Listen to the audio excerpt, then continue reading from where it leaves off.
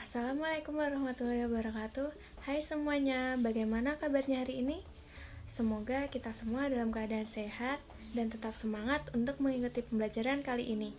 Nah, sebelum kita memulai pembelajaran, saya akan membacakan tujuan pembelajaran pada materi kali ini. 1. Dengan kegiatan membaca materi mengenai kain batik, siswa dapat menjelaskan perkembangan sejarah batik Indonesia dengan tepat. 2. Dengan kegiatan membaca materi mengenai kain batik, siswa dapat mengelompokkan apa saja motif-motif batik daerah yang ada di Indonesia dengan benar. 3.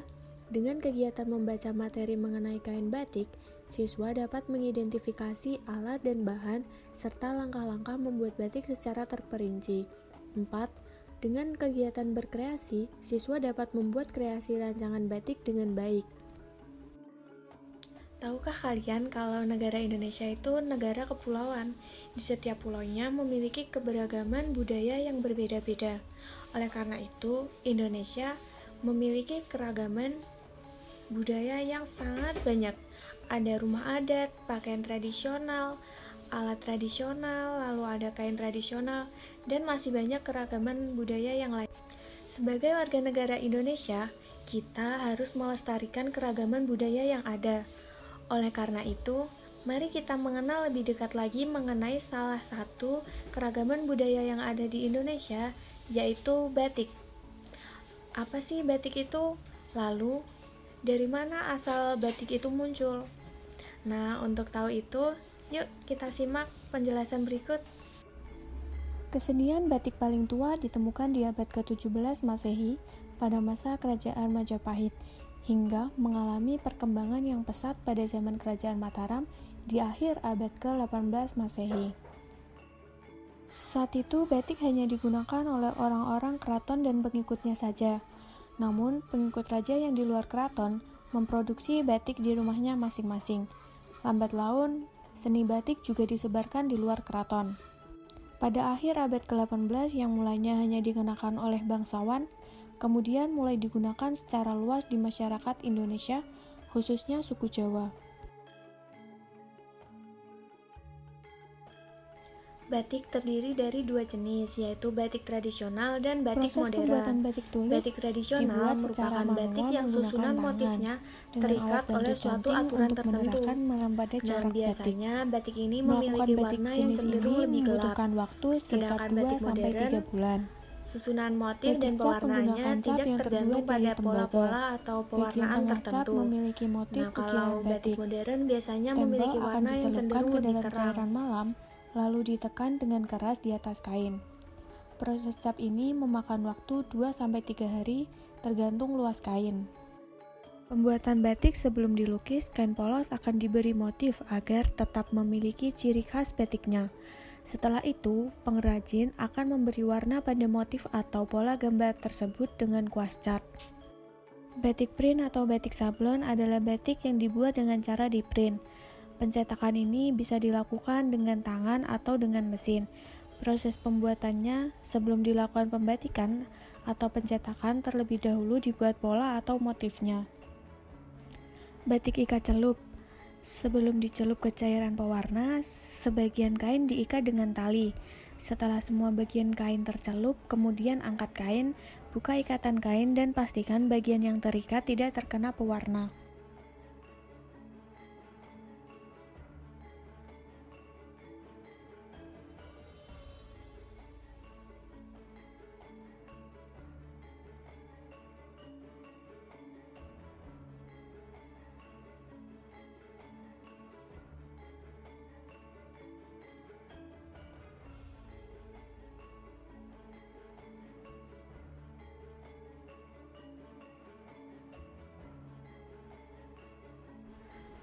Alat dan bahan yang digunakan untuk membuat batik tulis yaitu canting, malam dan kompor, kain mori, dan gawangan.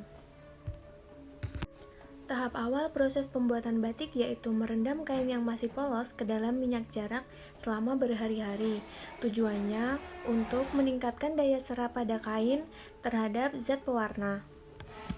Langkah yang kedua yaitu menggambar motif batik menggunakan pensil di atas kain mori. Yang ketiga, melakukan pembuahan malam atau lilin di atas motif batik menggunakan canting kelowong. Yang ketiga, melakukan pembuahan malam. Yang keempat, bagian kain yang berwarna putih dilapisi malam menggunakan canting tembok. Selanjutnya, bagian belakang kain dicanting sebanyak 2 kali dan bolak-balik. Setelah itu, lanjut ke proses pewarnaan kain sebelum dijemur. Bagian yang akan diwarnai dikerok berulang kali tergantung banyaknya warna yang diinginkan. Setelah itu, kain direbus kembali untuk meluluhkan malam atau lilin. Untuk proses yang terakhir, kain dijemur dan siap digunakan.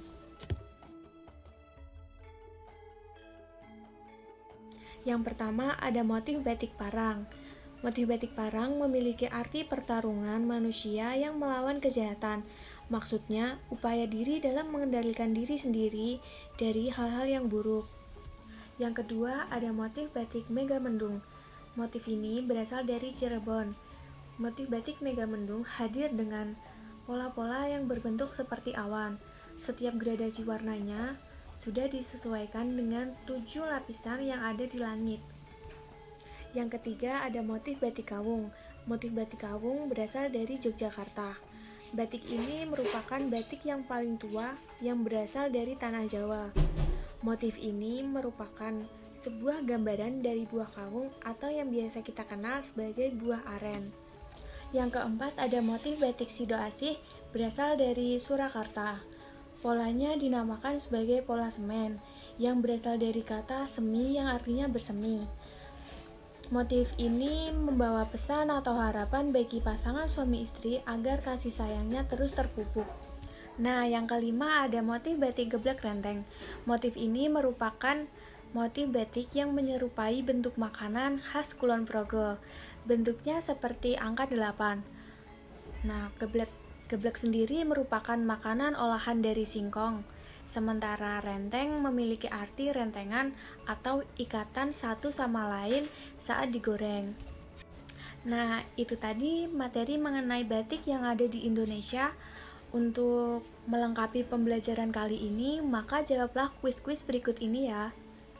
Pertanyaan nomor 1.